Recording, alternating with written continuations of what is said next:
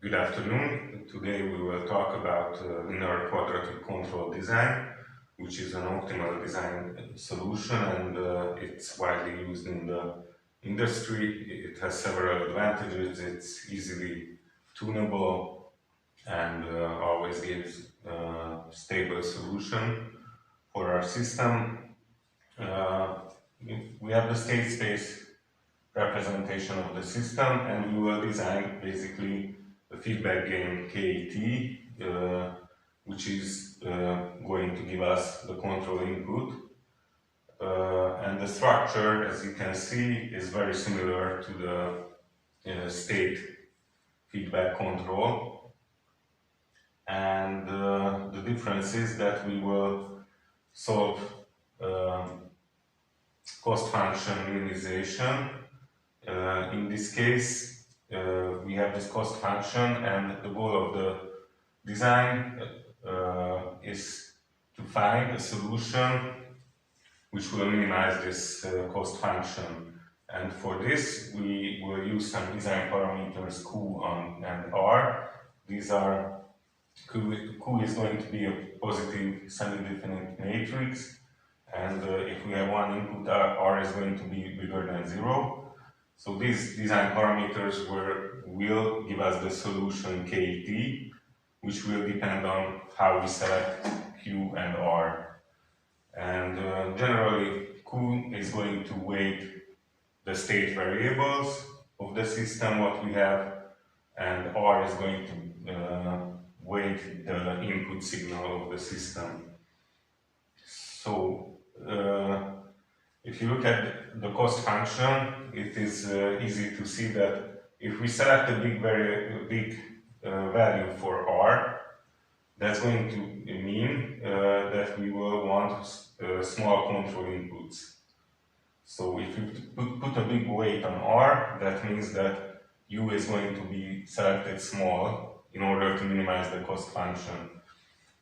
And similarly, with the Q, if we have some physical parameters of the system, we want to minimize in X, then we select the corresponding elements of Q based on this method that we want to minimize the state. So if we select a big value for Q, we want to minimize the state. If we select a small value, then that says that we can give a big value for the state of our system. So the design is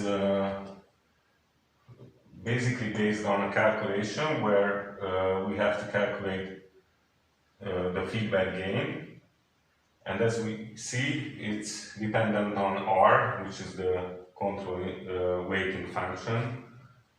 So it's R minus 1 BTP. P here in this equation, P is going to be a solution of the so-called Riccati equation. So if the system is higher than one order system, then this P is going to be a matrix, of course. In case it's one dimensional system, then P is going to be a number. The Riccati equation written over here will give us the solution P. So what we know is we have this long equation in the top, and P is going to be bigger than 0. And based on this calculation, it contains the A, B matrices and the Q and R. So, and we know that P is going to be bigger than 0. So in this case, we can solve the equation, calculate P, and then put it back over here and calculate the control gain.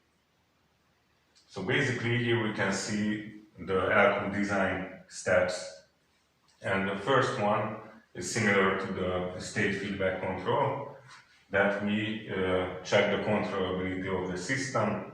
So we have to describe the controllability matrix, check condition, and if it's controllable, then we move to step 2. In the second step, we define the Q and R weights. This will be important if especially we analyze the system at the end.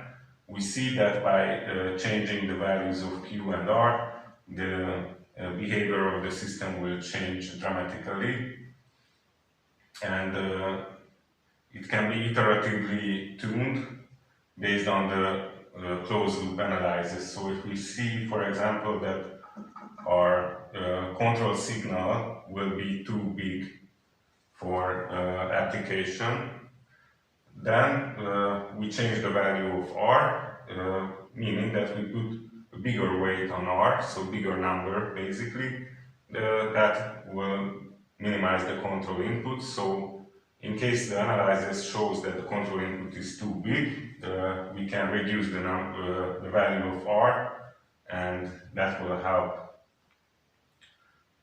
The third step is solving the Riccati equation and calculating P, and then the fourth step is calculating the feedback gain, the KT, based on this equation, and the final step is the analysis of the closed loop system, and then we can move back to Q and R if necessary. So in the next I will show some example on how to solve this LQ design. Of course, you can also find this method in MATLAB. So if you look at help in MATLAB, you can see that how can it be designed in MATLAB. In that case, you get an easier solution because you don't have to calculate the Riccati equation. But you have to also give the system matrices and the Q and R values what you want to use. Okay, so our first example will be this system with the state space representation written over here. The state equation is as follows. It's a one-dimensional system, and we already gave the tuning parameters R and Q. So the values are given.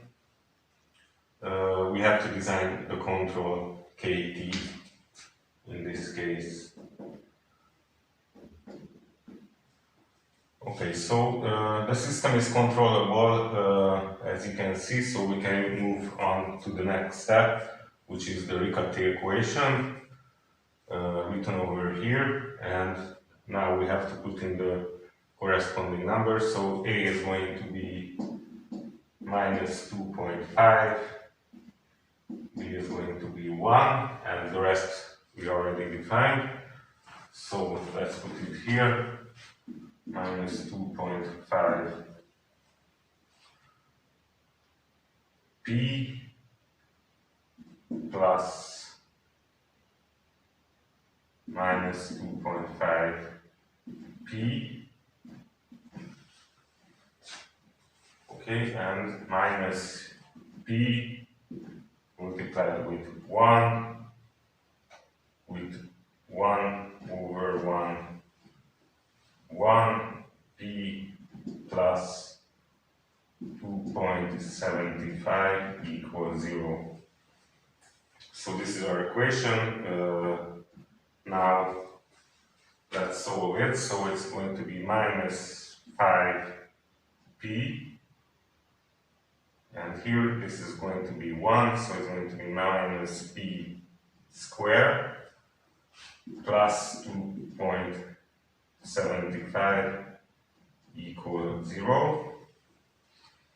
We multiply both sides with minus 1, so it's going to be P squared plus 5P minus 2.75 equals 0.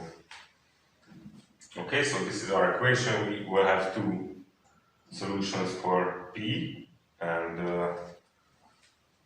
that's what we will calculate here. Okay, so the P is going to be P12 equal minus 5 plus minus 25 plus 4 times 2.75 root square and divided by 2, which is minus 5 plus minus 25 plus 11 divided by 2,